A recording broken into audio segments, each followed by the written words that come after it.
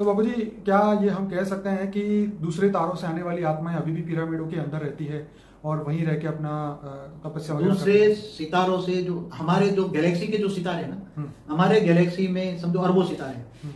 पहले बता दूं, मैंने कई बार बोले हैं कि हमारी धरती पर जो भी लोग रह रहे हैं हमारे ओरिजिनल ब्रह्मांड के तो ना के बराबर है, पहले परात वाले।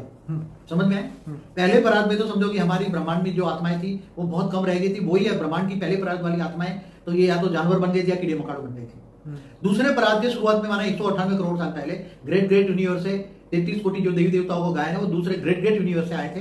और आदि सनातन देवी देवता का धर्म की स्थापना वो ग्रेट ग्रेट यूनिवर्स से आए हुए लोगों ने किया था, जो देवलोक में रहे थे, धरती काफी टाइम तक वहां देवलोक में रह गए। ऐसी तरह कोई यूनिवर्स से आए, कोई दूर दूर की गैलेक्सियों से आए हैं। तो कई लोग दूर दूर की गैलेक्सियों से दूसरी गैलेक्सियों में घूमते रहते हैं।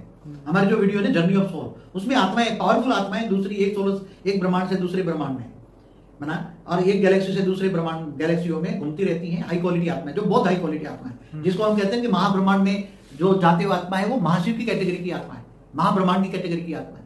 तो एक महाब्रह्मांड से दूसरी महाब्रह्मांड माना एक गैलेक्सी से दूसरी गैलेक्सी जाती है, उसकी आत्मा में स्टेज है, उसकी आत्मा में इतनी पावर है।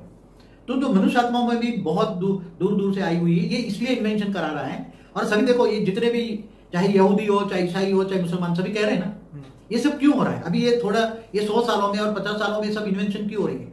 क्योंकि ये सभी मैसेंजर पैगंबरों ने क्या बोला, क़यामत के दिन पर खुदा ताला नूर स्वरूप से धरती पर आकर कब्र से उठा कर ले जाएंगे। इसलिए सब दूर दूर से आ रहे हैं, दूसरे सितारों से आ रहे हैं, दूर दूर से आ रहे हैं। और ये सब सूक्ष्म में यहाँ चाहे जहां भी उनको जगह मिलती है वहां सूक्ष्म में रह रही है, चाहे अंडरग्राउंड रह रही है, पहाड़ों के अंदर रह रहे हैं, सभी धर्म नाथ जात वाले रह रहे हैं।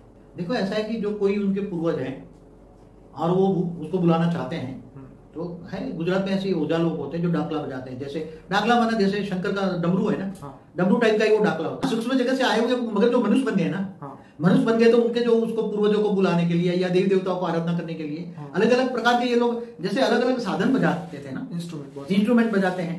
क्यों? कई जगह ढोल भी बजाते हैं, जैसे अपने देवी देवताओं की, जैसे गुजरात में नवरात्रि होती है तो ढोल भी बजाते हैं, शहनाई भी बजाते हैं। तो उसकी तरह ये अपनी देवी देवताओं को, इधर अलग अलग देवी देवताओं की पूजा होती है ना हर गाँव में। नवरात्रि में 9 दिन कहते हैं दुर्गा पूजा, मगर अपनी अपनी देवियों की आराधना करते हैं ना, दुर्गा के अवतार समझकर।